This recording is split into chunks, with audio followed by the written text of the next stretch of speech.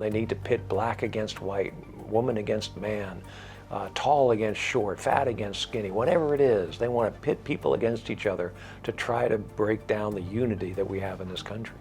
Violence and calls for revolution have engulfed Portland, Oregon, and other major U.S. cities. Rioters have attacked police officers with rocks, bottles, bricks, and fireworks. Authorities have responded with tear gas, rubber bullets, pepper balls, and arrests. How did we get here? And what's really at stake? In this episode, we sit down with Colorado Congressman Ken Buck to discuss his new book, Capital of Freedom: Restoring American Greatness, which takes readers on a journey through the halls of the U.S. Capitol to understand the principles that make America exceptional and that are now under siege. We also explore foreign threats to America and Congressman Buck's push to ban government employees from using the Chinese-owned TikTok app on their phones. This is American Thought Leaders, and I'm Yanya Kellick. Congressman Ken Buck, such a pleasure to have you on American Thought Leaders. Thank you. You've written this fascinating book, Capital of Freedom: Restoring American Greatness. I've been looking in there. This kind of stems from your love of the Capitol. I know I've actually spoken with a number of people who have told me about the tours of the Capitol that you give and how insightful are and so forth. We're going to deep dive into that. Before we go there, I want to talk a little bit about your work in getting the app TikTok banned on government cell phones and why you think that's important. Sure, well, it's important because China is stealing information from the U.S. in every way possible, and TikTok is a Chinese app that is being used by Americans and used by China to gather information on Americans. And if there ever was a conflict between China and the United States, they will use that information in a cyber war with the United States. And so I think it's really important that that everyone know about TikTok and know about the Chinese Communist Party and their plans, but also on government phones, those phones that are issued by the government to government workers, that the government makes sure that TikTok is not on those phones so that China can't gather information that is intended to be secret, intended to be confidential. TikTok says it's an independent company. Sure, it's an independent company controlled by communist China. Should this app be banned across the board, or is it just important for government? Well, it should be banned across the board. We should stop espionage from our adversaries in any possible way. But the reality is that in this country, with free speech and other issues, difficult to do that. While I think a case could be made that it is a tool of espionage, I think it is also clear that many Americans favor these kinds of toys without realizing just how dangerous they are. So I know I was just reading that India banned, in addition to TikTok, banned another 47 apps got added to this blacklist. They just can't show up presumably in the app stores and so forth. Is this kind of legislation something that you'd be interested in? It is, and I think obviously India is a different country with a different set of values and a different set of rules, and so we would have to look at each of the apps, see how it's being used, see what the ownership is, see what the agreements are with the ownership. But I think it's not unreasonable for the U.S. to treat Red China as an adversary, to treat Red China as someone who is, or a country that is interested in trying to gather more and more information about Americans. I think a country like India really shows great insight and vision in banning apps from China. So just roughly, broadly speaking, in your mind, what is the communist China threat here to America? Yeah, there's no doubt, and I wasn't born yesterday. I'm sure we're doing the same thing with the Chinese and the same thing with the Russians and others that we consider, potential adversaries in the future. So I think that intelligence gathering is one of the functions that the superpowers all conduct and engage in. But I think it's incumbent on the U.S. to counter that espionage whenever we can, and so. Clearly, the Russians, the Chinese, other countries want to know the patterns of behavior. They want to know our dates of birth, Social Security number. They want to know our bank accounts. If they could shut down our economy during a time of war, that's exactly what they want to do. And we are much more vulnerable now to something like that than we were in the 1940s or early turn of the last century. So let's move into talking about your book, and it's very interesting. This first of all, tell me about kind of the inspiration. As far as I can tell, you use the Capitol as the centerpiece to discuss American exceptionalism and essentially what you see as being great about America. And how did this come about? So I really have, one, a love for history, and two, I like to spend evenings giving my constituents a tour of the Capitol. They think it's special. I learn something new every time I go through the Capitol.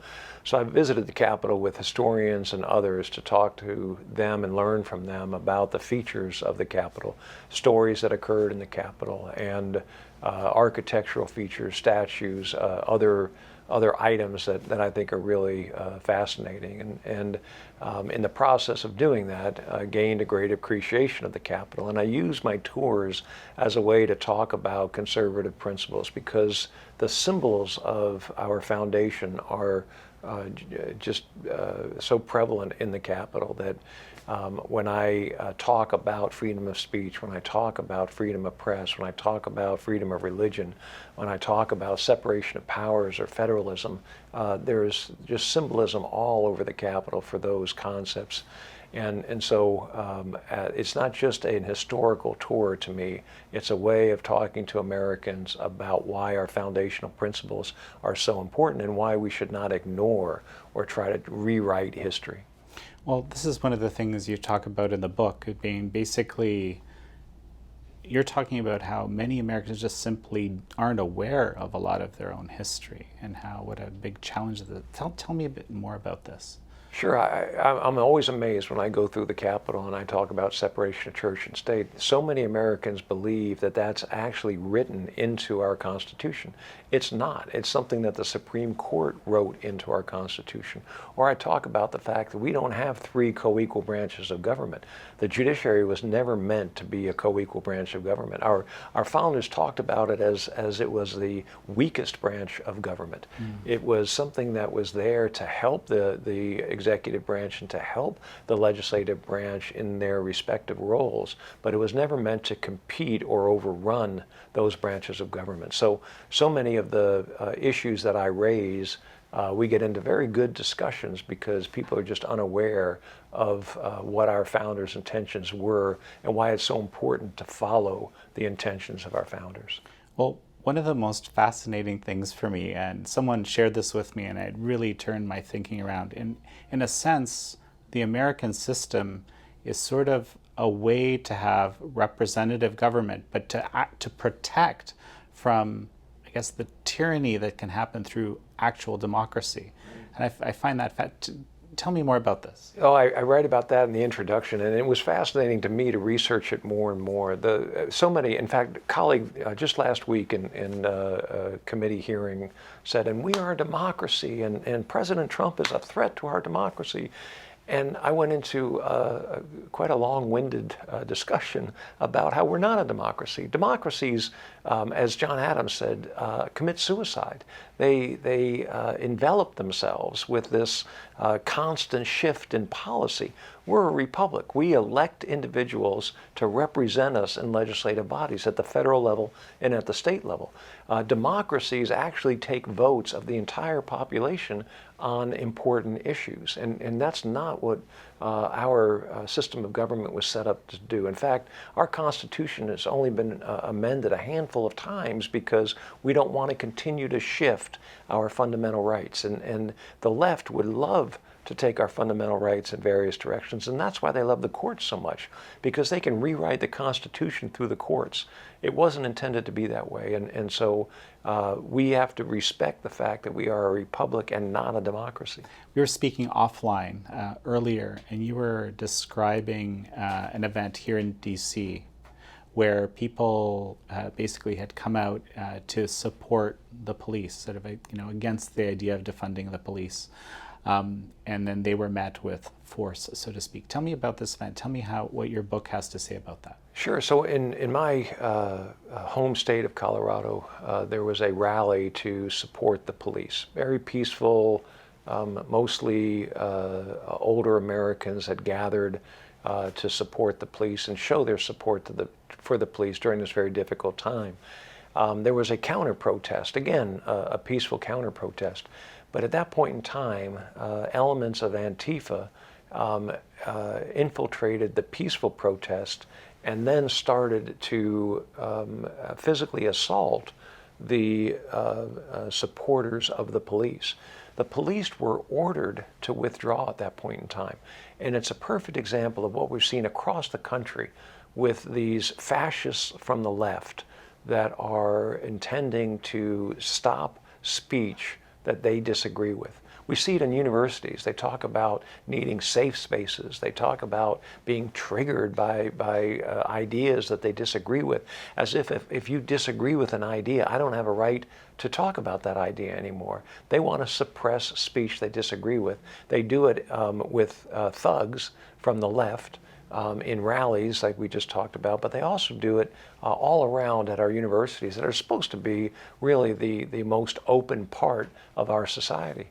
So what do you see as the roots of this? And I think maybe we've already started talking about that, but tell me about that. So the roots go back to fascism and obviously go back centuries in terms of political discourse. But those that believe in totalitarian concepts, those that believe in a top-down government system, believe that they can suppress speech. Even American leaders, John Adams, Woodrow Wilson, developed laws that they got through Congress, the Sedition Act and other laws that were designed to stop those who wanted to criticize the government.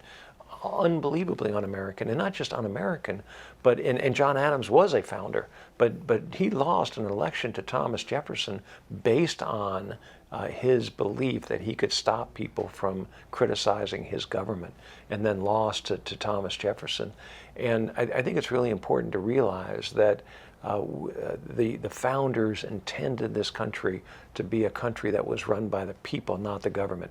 It was the people that gave government power, not the other way around. It was God who gave us certain unalienable rights and empowered people with those rights, and government can't limit that which God gives us. So the system, I think, you described the system was created to actually prevent the government from taking too much power, right? Absolutely, yeah. So I think the greatest founding document, even more so than the Constitution, is the Declaration of Independence. It sets out clearly what our rights are, where those rights come from, and how those rights cannot be infringed. And then we have the Constitution that builds from that and is more explicit about those rights. But it's clear that this country was founded on the concept that the people are in charge and that the people create government. It's not the government that gives people certain rights. And if government doesn't give us rights, government can't take those rights away from us. So why, in a nutshell, is freedom of speech so important for all of this to work well? Yeah, so the most basic right we have in this country is to speak our mind. And obviously there are some appropriate limits on speaking our mind. We can't incite riots and we can't cause others physical harm with what we say. But absent that very small area of speech, we are a stronger country because we disagree with each other and we find that middle ground that Americans can move forward on. When we don't hear from one side or the other, we create a revolutionary spirit or a set of circumstances that allows revolution. And that's not what we want. We want evolution in this country. We want peaceful evolution. We want people who disagree with each other to be able to learn, to be able to grow, and move on as united people. One of the Latin sayings that really shows this unity is e pluribus unum, out of many one. And we aren't intended to be a country that excludes immigrants. We aren't intended to be a country that excludes ideas. We're a country that welcomes people to our land. We're a country that welcomes different ideas, different religions to our land. And then as we move forward, we assimilate. We come together as one people. And I think that, Osama bin Laden learned the lesson the hard way, that when you mess with this country, there will be a swift, unified response. Doesn't mean we don't argue among ourselves, just like families do, but we are a family, and we need to make sure that we come together and we stop the kind of divisive behavior that's going on right now.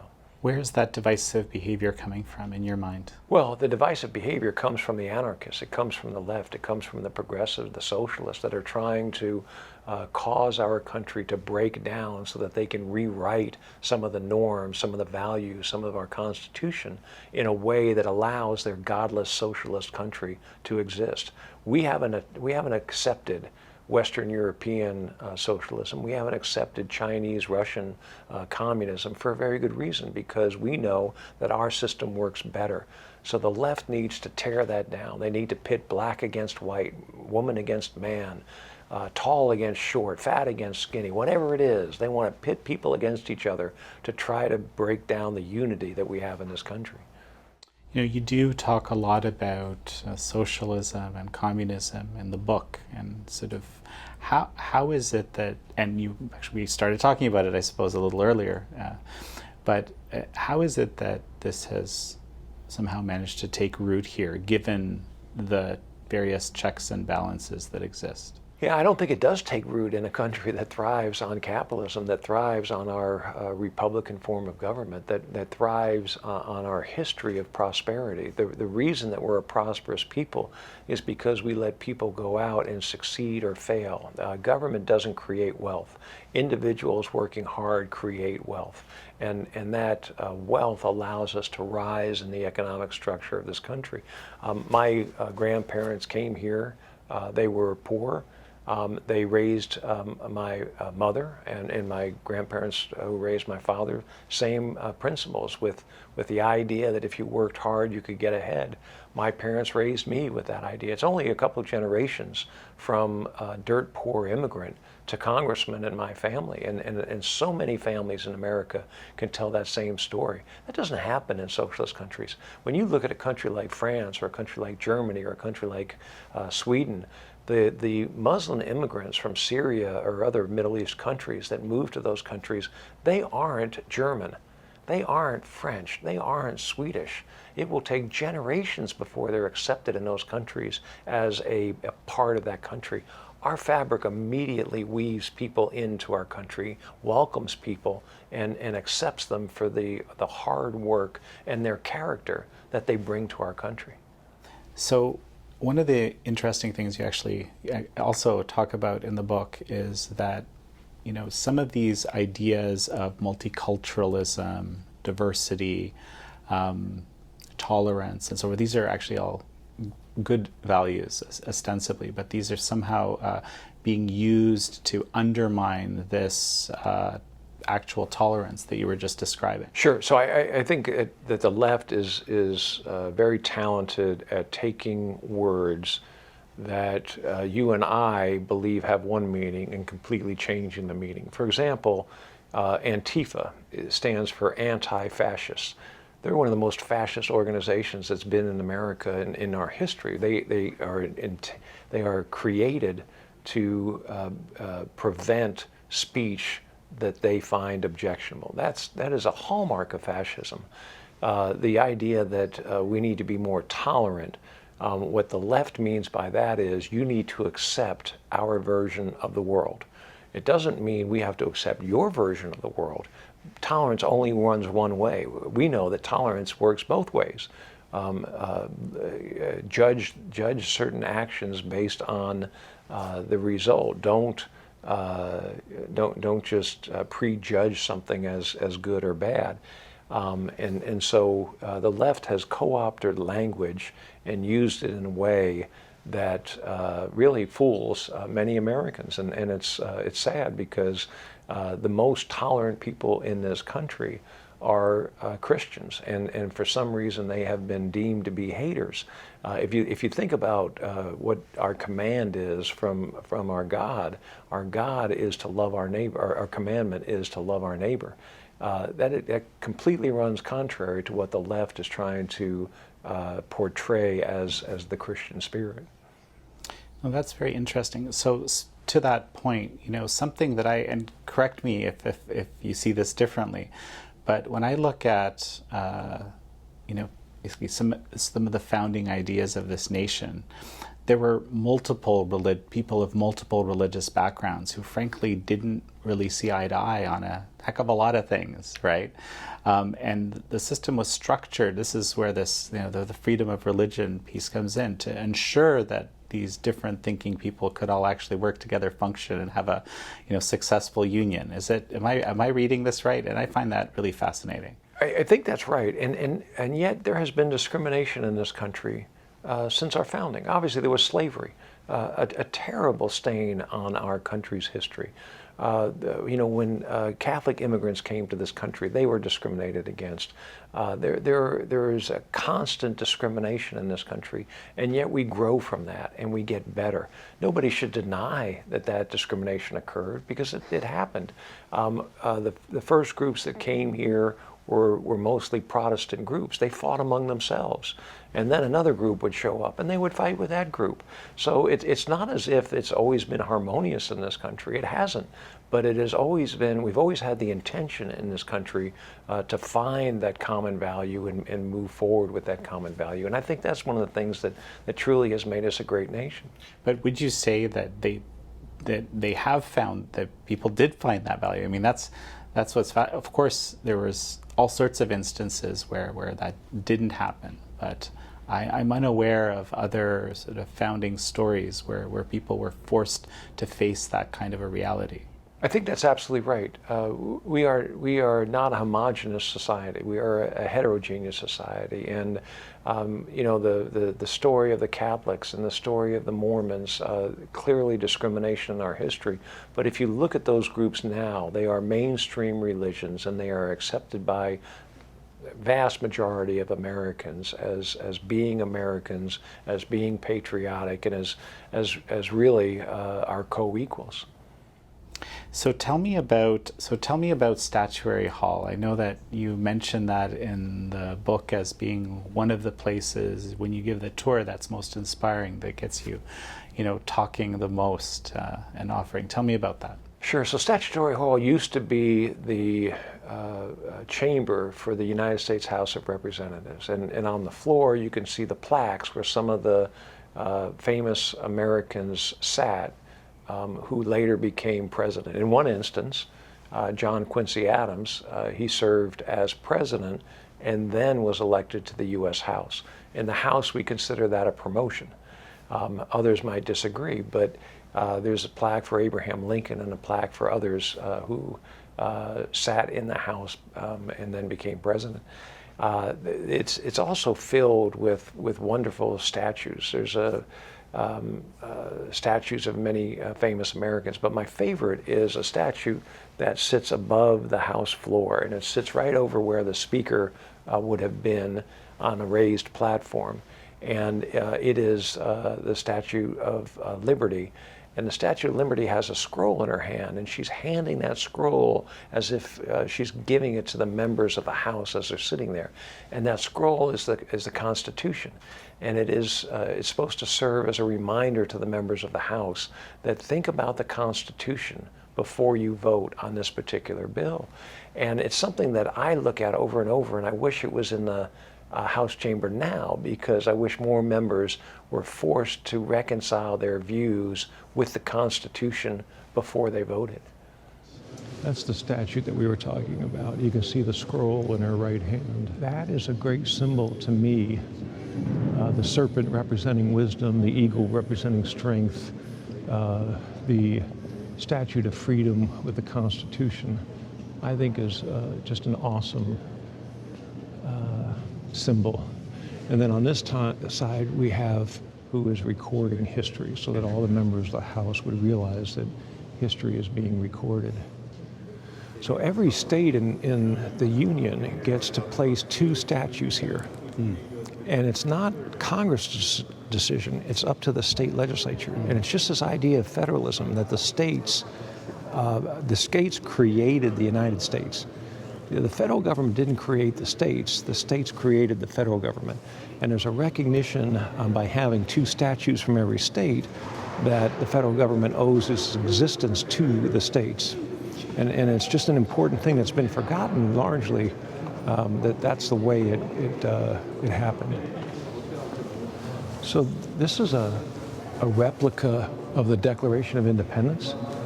And what's odd to me, and no one's ever explained this to me, but what's odd to me is it sits on this wall and it sits on that wall, the exact same document. And I think it's because Democrats and Republicans sit on either side of the aisle. So it's a reminder to Republicans and it's a reminder to Democrats that these are our founding principles. This is why we revolted against English rule. So here's where John Quincy Adams sat. John Quincy Adams was the son of John Adams. John Adams was the 2nd president of the United States and was vice president to George Washington. John Quincy Adams was the 6th president of the United States, and after he left the presidency, he ran for the House in Massachusetts and became the 6th president. He was a staunch abolitionist, and he served at the same time that Abraham Lincoln served. And so a lot of Abraham Lincoln's thought on the abolition of slavery came from John Quincy Adams. John Quincy Adams was quite old when he served in the House, and he had one good ear and one bad ear. And so if you look at the ceiling, you can see the curvature of the ceiling. So you can hear a whisper. So the pro-slavery Democrats were on that side of the room, and John Quincy Adams could hear their strategy as he sat here. Now turn around and say something. Wow, that's incredible. And they thought he was napping. Yeah. I mean, he had his head down on his desk. They thought he was napping, and he was listening to him. So at his desk, he had a stroke. They carried him into that room right there, and he died. And the couch where he died is still sitting in that room with a plaque above it that recognizes that's where he died. So he spent most of his life in public service, but passed away in that room right over there. Why is it that you chose to write your book kind of using the Capitol as a backdrop for all these concepts? Sure. So I love to give tours of the Capitol, and I've studied the history of the Capitol. And I think the history is so amazing because it speaks to our foundational values. And the further we get away from our foundational values, the less exceptional America is. And I think it's so important to learn those values and to see evidence of those values all around us. And then to make sure that our children learn that and our grandchildren learn that so that we keep those traditions going. Is there one value that one of these gentlemen here would personify that you can think of? Yeah, I think that, of all the founding fathers, I think George Washington really personified American exceptionalism. He was willing to take a risk as a military leader, and most importantly, and this is something that really shocked the leaders in Europe, he was willing to give up power before he died. And there is a great portrait in the rotunda of George Washington resigning his commission to the Continental Congress. And I think that's such an important concept in America, that you come to government, you serve, and you leave. You don't try to grab as much power as you can and stay forever. And I think George Washington was so benevolent and selfless in how he led that it really made an impression on America. Yeah, I mean, great inspiration, clearly. Yeah. Yeah, and it's the reason that the district is named after George Washington. It's the reason why they intended to have him buried in the Capitol building, just because if there's anybody Americans should choose to be like, it's George Washington. So something that you talk about prominently, which frankly I don't think very much about, which you find quite important, is private property. And you actually dig into that a little bit and explain what it actually means. What are the implications? What's the social function? I found that whole element of the book fascinating because it's not something I've really, frankly, given much thought to at all. I take it for granted. Tell me about that.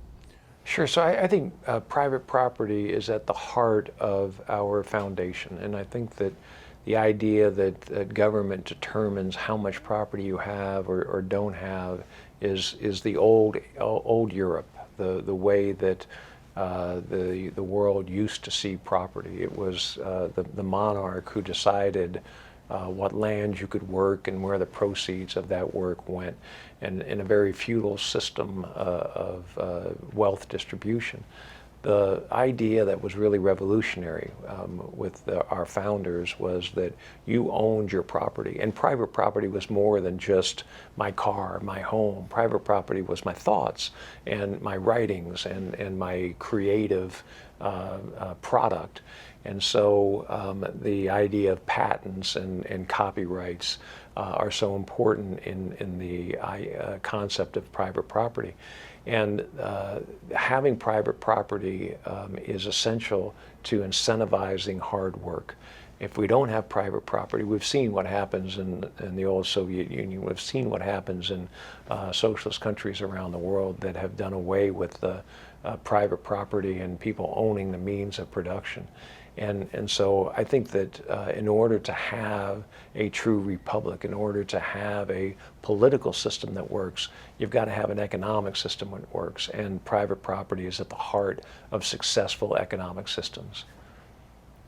If it were up to you, how would you address the challenges in education that you see that lead to this sort of, loss of memory of what America is all about? Sure. So I think education is a fundamentally local matter. So it's very difficult as a federal official to say we should mandate more civics lessons and more American history in our schools. I think it's something that local school boards should do. But I also think it's really unfortunate when Americans don't have a unifying knowledge of history and what makes this country great. And so I hope that the federal government in some ways can incentivize through an awareness with state governments and local school boards the need to make sure that Americans understand American history. Well, so I'm sure you're familiar with the 1619 Project, okay? And so associated with the 1619 Project is a curriculum, a very extensive curriculum that has already been adopted by many schools in a number of states. I don't remember right now exactly where, but and from what I know, they provide these materials free of charge, and there's just kind of a big kind of movement around that. I mean, is there something in that vein that would offer the more traditionalist version, let's say, of history?